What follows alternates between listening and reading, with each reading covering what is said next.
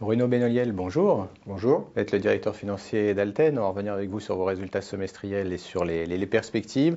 Sur le semestre, vous êtes content, vous, de la progression, bien sûr, de l'activité et surtout des résultats? Oui, nous sommes satisfaits par les résultats d'Alten du premier semestre. On a une progression d'activité qui est assez forte, puisqu'on a réalisé une croissance organique de 17%, donc qui est bien supérieure à la croissance du marché, qui témoigne, je pense, de la pertinence de notre positionnement et du fait qu'on répond précisément à l'offre des clients qui, de plus en plus, évoluent vers des demandes de projets globalisés, ce qu'on appelle dans notre jargon les work packages. Et puis cette progression d'activité s'est accompagnée d'une progression du résultat assez significative, de la marge en valeur absolue et relative. On a un taux d'activité parmi les indicateurs que vous, bien sûr, suivez de près, qui est à peu près au niveau de celui du premier semestre 2010. C'était bon signe, ça, qu'effectivement on arrive à ce taux d'activité? Oui, alors le taux d'activité mesure effectivement notre capacité à trouver des projets pour nos consultants. Donc il ne faut pas qu'il soit trop bas, parce que sinon ça témoigne d'une sous-activité. Il ne faut pas qu'il soit trop élevé non plus, puisqu'on a besoin de ressources disponibles en permanence pour accompagner les clients et surtout être prêt à démarrer des projets lorsqu'ils le demandent. Comme vous le savez sûrement, on a des cycles de vente assez courts, donc on a besoin d'un vivier permanent d'ingénieurs disponibles. Donc ce taux d'activité pourrait être amélioré légèrement peut-être, probablement au détriment de quelques points de croissance, mais il correspond à peu près au taux d'activité cible que nous avons aujourd'hui. Qu'est-ce qu'on peut dire également sur le taux de facturation sur ce semestre? Comment il s'est comporté? Alors, les prix sont toujours sous pression. C'est-à-dire que dans les procédures de référencement en cours, on voit bien que la productivité et le prix, qui en est une des composantes, est une préoccupation constante de la part des clients. Néanmoins, on a réussi cette année à faire passer quelques augmentations de tarifs, un peu supérieures à 1%, pour accompagner la croissance naturelle des salaires, puisque la reprise d'activité a aussi suscité des attentes du côté des salariés et des candidats. Il y a eu des recrutements aussi sur cette période? Oui, bien sûr. Oui, bien sûr. Le turnover a recommencé à progresser. Il est supérieur à 20% aujourd'hui. Donc on a recruté pas loin de 2000 personnes au premier semestre. Donc ça, c'était lié à cette activité qui reprenait principalement? Et à la progression de l'activité, puisqu'on recrute non seulement pour remplacer les départs, mais également pour faire face à l'accroissement d'activité.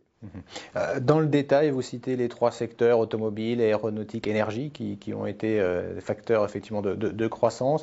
Est-ce que ces trois secteurs vont perdurer, la croissance de ces trois secteurs va perdurer sur le second semestre?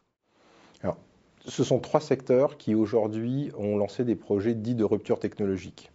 L'automobile avec l'évolution vers le véhicule électrique et les motorisations hybrides ou électriques, l'énergie dans le domaine des énergies renouvelables, voire des énergies fossiles, mais qui cette fois-ci vont être extraites dans des conditions beaucoup plus complexes. Et le secteur de l'aéronautique est également en plein renouvellement technologique, avec le lancement de nouveaux avions beaucoup plus légers, moins consommateurs d'énergie, etc. Donc la réponse serait oui, ça doit perdurer, puisque ce sont des projets de moyen terme. L'aéronautique est plus engagée dans des cycles de moyen terme et beaucoup moins contrainte par les cycles économiques. On a vu par le passé que l'automobile pouvait s'ajuster en cas de ralentissement d'activité, mais ce qui aujourd'hui n'est pas le cas. De ce point de vue, sur ces secteurs, on pourrait dire que si on prend l'automobile, on a eu le discours du PDG notamment de PSA Peugeot Citroën qui a dit qu'il allait, compte tenu du marché européen qui était effectivement en crise, il allait notamment prendre moins d'intérimaires et qu'il allait, on va dire encore, réduire les coûts.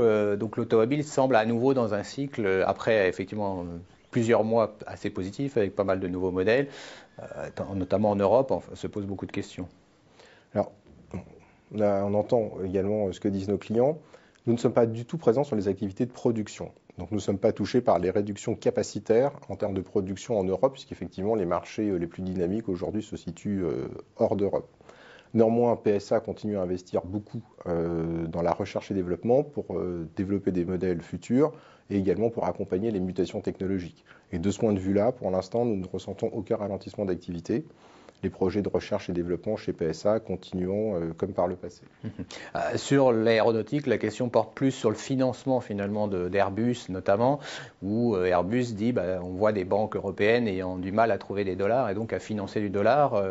Nous avons eu l'occasion nous-mêmes d'entendre des banquiers dire effectivement qu'ils allaient réduire cette exposition et ce financement de l'aéronautique. Malgré les cycles, est-ce que là aussi il ne peut pas y avoir à moyen terme ou à court terme des blocages? Alors, à court terme, non. puisque les projets sont engagés.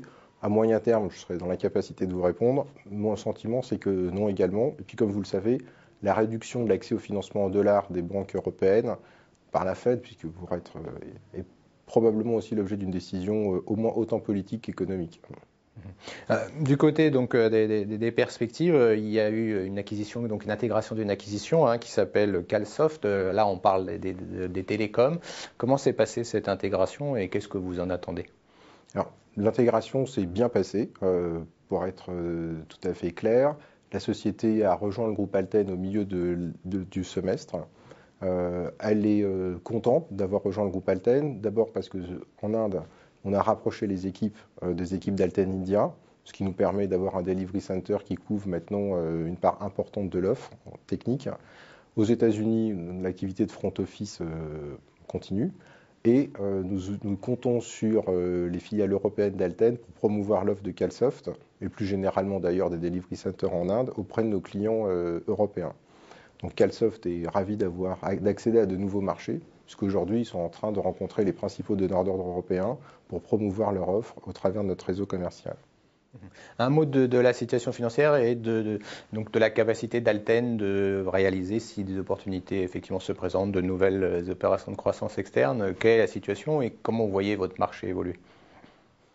Alors, le marché des acquisitions est un marché compliqué parce qu'on y trouve peu d'acteurs qui soient vraiment ciblés dans notre cœur de métier. Donc notre première difficulté, c'est d'identifier les cibles et les bonnes, essentiellement sur les marchés sur lesquels on souhaite se développer. Donc notre problématique est plus une problématique en fait de croissance au sens premier du terme, par les bonnes cibles, que de financement, puisque comme vous le savez sûrement, la situation de cash d'Alten est positive à la fin du semestre, dividendes payés, et que j'anticipe une situation de cash de l'ordre de 45 millions d'euros à la fin de l'année, non comprises les possibilités de financement externe.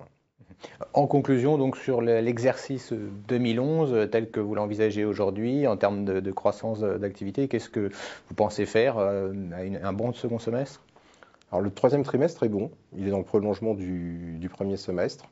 On n'a pas noté de signe de ralentissement d'activité, donc on est serein sur notre guidance, qui était une croissance d'au moins 13% sur l'année, organique, avec des performances qui ne sont pas nécessairement les mêmes selon les différents pays en Europe, mais qui globalement vont donner au groupe Alten une progression significative sur l'année 2011. Merci d'avoir fait le point avec nous, Bruno Benoyel. Je rappelle que vous êtes donc le directeur financier d'Alten. Merci.